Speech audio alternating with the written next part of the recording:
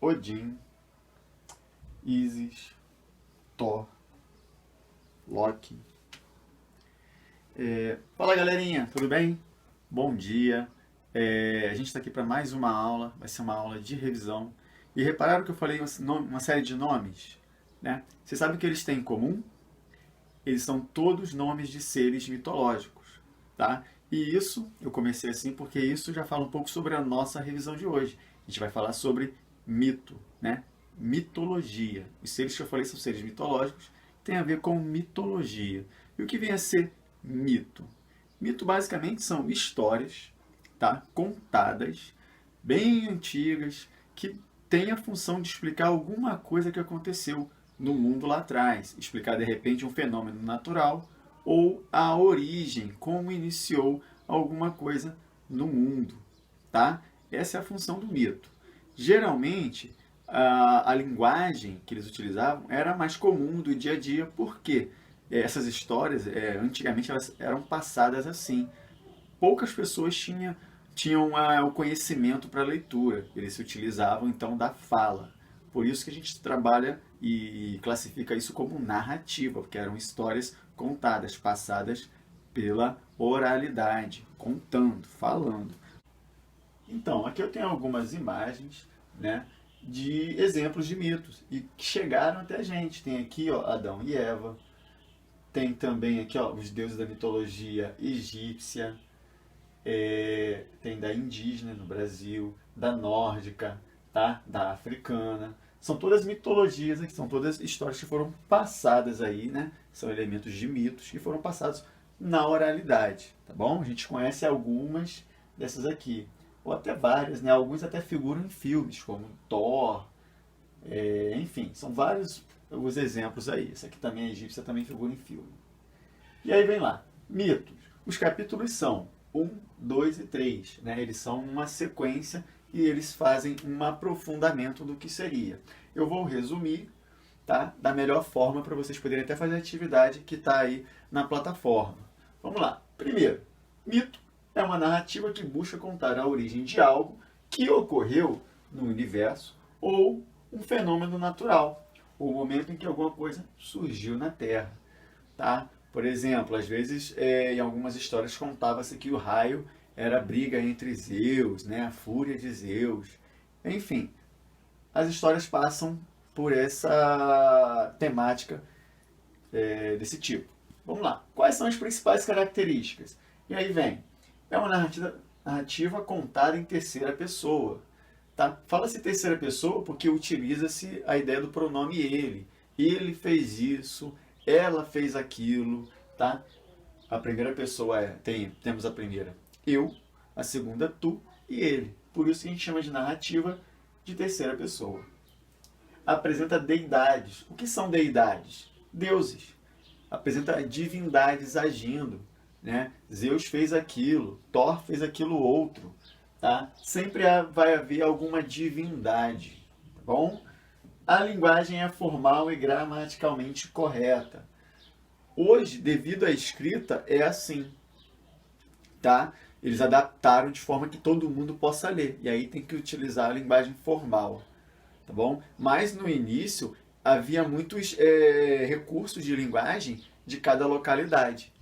Tá bom? De cada cultura. Então, às vezes, a mesma história era contada de uma forma em um lugar e de outra forma em outro, com algumas palavras diferentes. Além de apresentar a linguagem conotativa, figurada e poética, metáforas e hipérboles.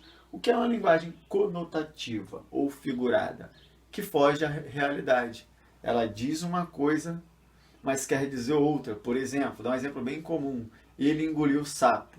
Não quer dizer que a pessoa engoliu um sapo, um animal mesmo. Quer dizer que ela perdeu a vez. Né? Que ela perdeu uma oportunidade. Também conhecido como papo mosca, que tem o mesmo sentido. A linguagem poética. As histórias antigamente, quando elas eram contadas, elas tinham aquele trabalho com a rima, ou a musicalidade. Muitas histórias até são contadas por meio de poemas e músicas. Metáforas são comparações não exatas. Por exemplo, fulano é igual a uma flor. Aí a comparação metafórica seria fulano é uma flor. serve de exemplo aí. Hipérboles, que são exageros numa informação. Por exemplo, alguém chorou muito, eu quero exagerar nisso. Eu posso falar, ela chorou um rio de lágrima, tá? Ela chorou um mar, ela chorou um oceano. E aí vem, apresenta a estrutura, personagem, espaço, narrador, tempo e ação, conhecido como penta. O que acontece? Para ser um mito, o texto ele vai ter que apresentar aí quem age, né? Um personagem que faz dinamizar a ação, o espaço, ou seja, onde acontece, o narrador, que é quem conta, tem que haver alguém contando o que está acontecendo, ou melhor, o que aconteceu, tempo, ou seja, quando aconteceu, geralmente é no passado, tá? Um belo dia aconteceu isso, né? Quando não havia nada, geralmente o tempo é no passado. E a ação. O que é a ação? É o enredo. O que acontece ali? Ah, fulano de tal fez isso, fez aquilo, que ele desencadeou tal ação. Tá? A ação é o enredo, como tudo acontece e no final como termina. E expressam também a religião de um povo e a cultura. Tá? Quando a gente fala em mitos, geralmente tem deuses de diversas culturas, porque é uma forma que eles encontraram de explicar os acontecimentos. Então eles geralmente falam o deus de tal coisa, o deus da colheita, o deus da guerra, porque eles tentam explicar as coisas do mundo. Então eles associaram a ideia de divindades, seres superiores que teriam poderes e habilidades super-humanas. Né? Como posso criar o meu mito? Bom, para se criar um mito é preciso escolher algum fenômeno natural, perdão, aqui o acento ficou faltando, que queira explicar e elaborar uma história que conte a origem observando a estrutura citada. Qual é a estrutura? Tudo isso. Então, para eu criar o meu mito, vocês vão ter que fazer isso na atividadezinha, eu vou colocar para vocês. Você tem que escolher alguma coisa. Eu quero explicar a origem da chuva. Vou explicar isso. E aí eu tenho que criar um personagem, tenho que criar um lugar, tenho que montar então meu narrador, o tempo, ou seja, quando aconteceu, e a ação.